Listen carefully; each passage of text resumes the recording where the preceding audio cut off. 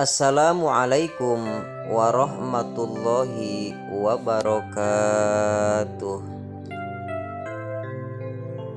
Kisah Wali Paidi.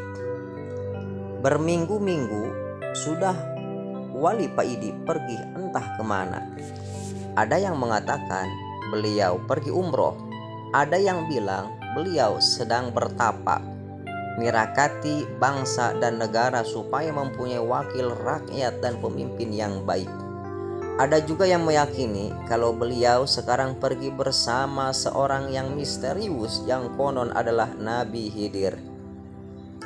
Wali Paidi ketika mau pergi hanya mengatakan dengan bercanda kalau beliau mau pergi ke barat mencari kitab suci. Kemanakah sebenarnya Wali Paidi pergi? Sebenarnya Wali Paidi sedang melakukan perjalanan dengan sosok yang misterius yang konon adalah Nabi Khidir alaihi salam. Wali Paidi bertemu sosok yang misterius ini dengan tidak sengaja. Waktu itu Wali Paidi hendak pergi ke pasar membeli ikan lele kesukaannya. Di tengah perjalanan dia melihat seorang yang seumuran dengannya duduk di pagar tembok di tepi jalan.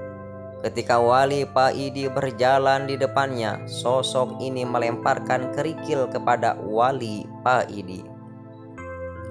Dengan agak sedikit kaget, Wali Paidi menatap sosok misterius tersebut.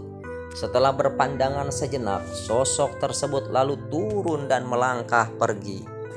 Yang membuat Wali Paidi kaget dan berjalan mengikuti sosok tersebut adalah dengan adanya lumut tipis kehijauan di pagar sehabis diduduki sosok misterius tersebut. Wali Paidi melihat tanah dan kerikil yang bersentuhan dengan kaki sosok ini juga menjadi kehijauan. Rumput yang kering menjadi segar karenanya. Merasa diikuti, sosok yang dipercaya sebagai Nabi Khidir alaihi salam ini berhenti dengan menoleh kepada Wali Paidi. "Kamu kepingin tahu semua ini mengapa bisa terjadi?" Sebelum Wali Paidi menjawab, sosok misterius itu berkata kembali, "Mari ikut aku biar kamu tahu." Semenjak itu Wali Paidi mengikuti sosok misterius ini dan mulai belajar kepada beliau. Wali Paidi menjadi tahu bahwa beliau kemana-mana memberikan kebaikan kepada sesama, memberikan semangat kepada orang yang putus asa, menyirami hati-hati yang kering, membantu orang yang membutuhkan bantuan, mengajari orang kaya supaya senang bersedekah.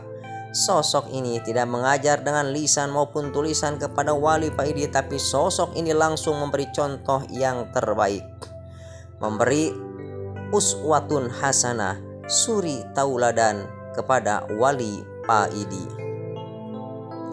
Setelah dirasa cukup, sosok misterius ini memanggil Wali Paidi. "Kamu jangan gampang merasa kagum melihat suatu karomah, karena karomah itu buah dari keikhlasan dalam beramal soleh yang istiqomah." Wali Paidi mengangguk. "Sekarang kamu pulanglah," ucap sosok misterius tersebut. Wali Paidi menunduk berniat mencium tangan sosok yang telah mengajarinya ini. Tapi sebelum Wali Paidi mencium tangannya, sosok ini memegang pundaknya dan merangkulnya. Sambil menepuk pundaknya, sosok ini berkata, "Semoga kamu menjadi orang yang berfaedah kepada orang lain baik di dunia maupun di akhirat. Sesuai namamu Faidi, orang yang memberi manfaat." Wali Paidi berjalan pulang. Dan dia jadi paham mengapa semua yang tersentuh sosok yang misterius ini menjadi hijau. Karena sosok ini bisa memberi kesejukan dan kedamaian kepada orang lain. Kehebatan sosok ini adalah buah dari amal baiknya yang dilakukan dengan istiqomah. Kisah selanjutnya, Wali Paidi tidak tahu apa yang dialaminya saat ini. Dia sering mendengar benda-benda yang berada di sekitarnya berzikir.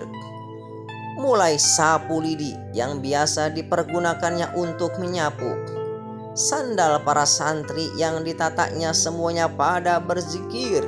Sampai suatu pagi Wali Paidi dipanggil Mbah Romo Kiai. Dan seperti biasanya Mbah Romo Kiai menemui Wali Paidi di teras endalem didampingi kopi plus rokok kretek kesayangannya. Setelah menyuruh Wali Paidi untuk meminum kopinya dan memberinya rokok, Mbah Romo Kiai berkata, "Nah, apa yang kamu alami itu hal yang wajar saja. Kamu jangan risau, kamu jangan galau. Setiap orang yang belajar membersihkan hatinya dan mengajaknya untuk berzikir setiap saat, maka akan mengalami seperti apa yang kamu alami sekarang. Bahkan mendengar lolongan anjing pun akan terdengar seperti suara orang yang berzikir. Itu semua pantulan dari hatimu. Kamu pasti ingat dengan hadis yang menceritakan ketika Nabi Muhammad SAW mendengar kerikil yang dipegangnya berzikir." Inggih Kiai, tutur Wali Paidi. "Besok kamu berangkatlah ke Malang. Berziarahlah ke makam Habib Abdullah bil Faqih dan ayahnya Habib Abdul Qadir bil Faqih. Tapi sebelum kamu duduk bacalah salam," kata Romo Kiai sambil menyerahkan secari kertas kepada Wali Paidi. Wali Paidi dengan takzim menerima kertas kecil pemberian Romo Kiai. Bacalah perintah Romo Kiai. "Salamullahi ya saddah." Wali Paidi membacanya dengan melakukan salam tersebut.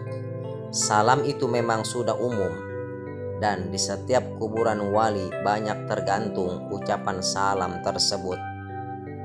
Andai nanti ketika kamu sudah sampai di makam Habib dan Habib tidak berada di makam, maka ketika Habib mendengar ucapan salammu itu, insya Allah Habib akan kembali pulang ke makamnya dan menemui kamu, ucap Romo Kiai menjelaskan.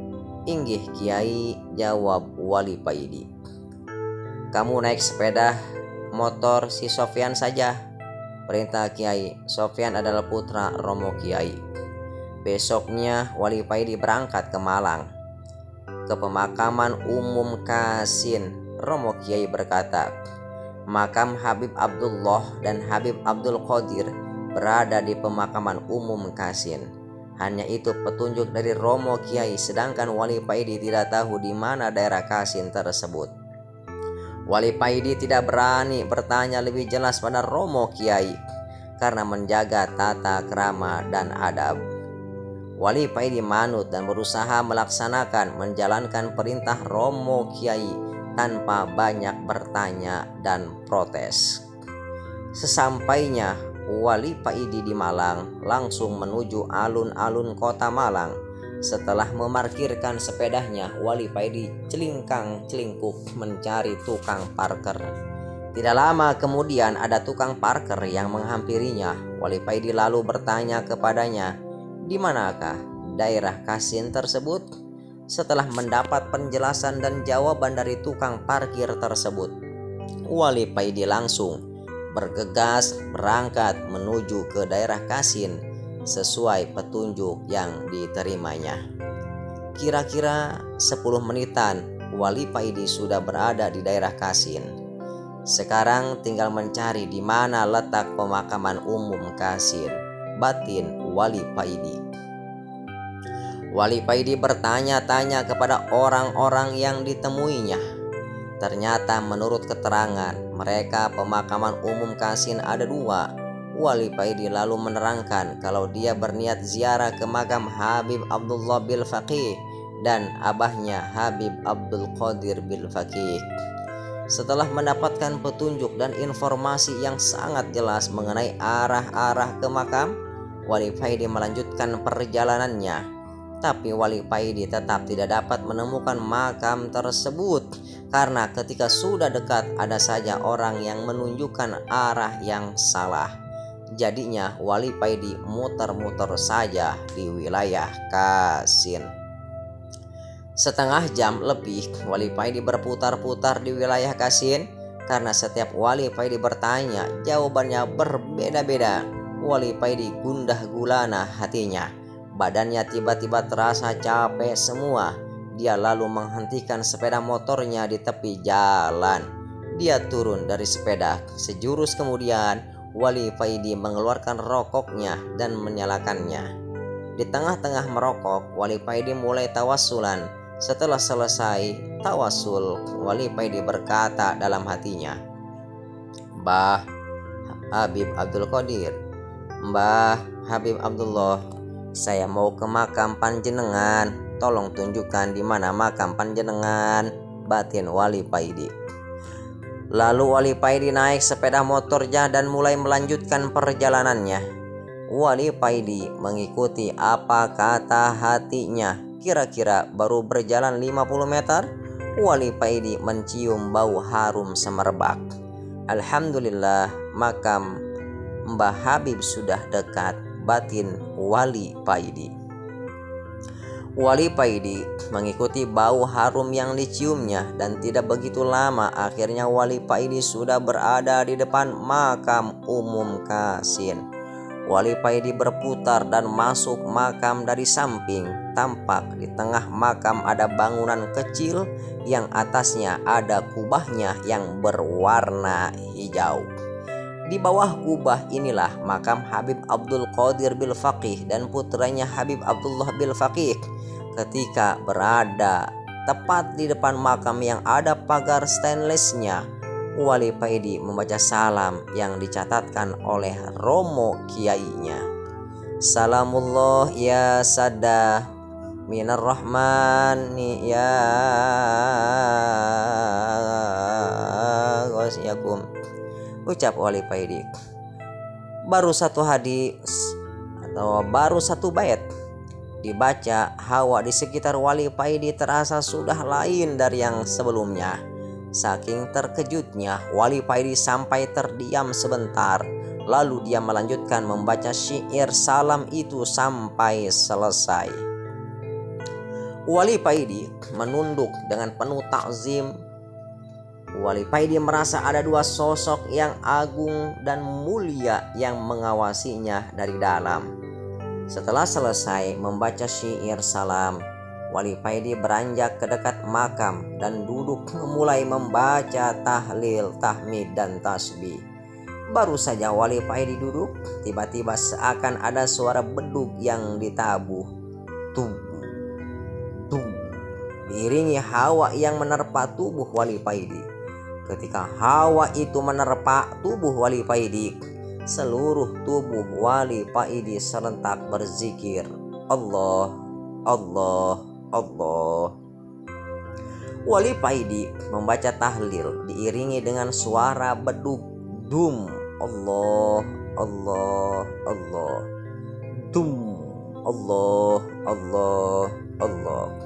Ketika hawa itu menerpa Wali Paidi, serentak seluruh tubuhnya berzikir. Wali Paidi menyelesaikan pembacaan tahlilnya tepat azan maghrib berkumandang.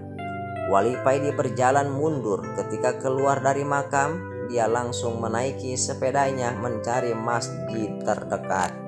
Wali Paidi mengikuti azan yang didengarnya.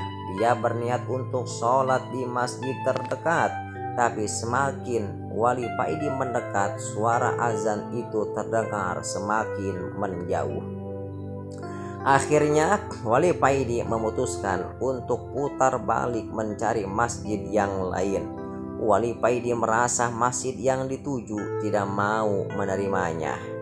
Wali Paidi menyusuri jalan ke arah alun-alun kota Malang. Dia berjalan pelan, bersiap kalau ada masjid yang dilaluinya dia akan berhenti. Ketika Wali Paidi berada di depan rumah makan Cairo, resto menu Timur Tengah, hatinya menyuruhnya untuk belok kiri. Setelah berjalan 20 meteran, Wali Paidi melihat ada masjid di sebelah kiri jalan. Masjid tersebut posisinya agak masuk ke dalam. Wali Paidi memasukkan sepedanya dan parkir di halaman masjid tersebut. Terlihat sebagian jamaah sudah keluar dari masjid karena sholat maghrib sudah selesai dilaksanakan. Wali Paidi melangkah masuk mencari kamar kecil. Lalu keluarlah seorang yang kulitnya agak hitam dan berambut agak gondrong dari dalam masjid. Orang tersebut seakan menyambut Wali Paidi. Mungkin orang ini tukang becak. Melihat dari sarungnya yang ngelinting dan baju kokonya yang putih lusuh dan mangkak batin Wali Paidi.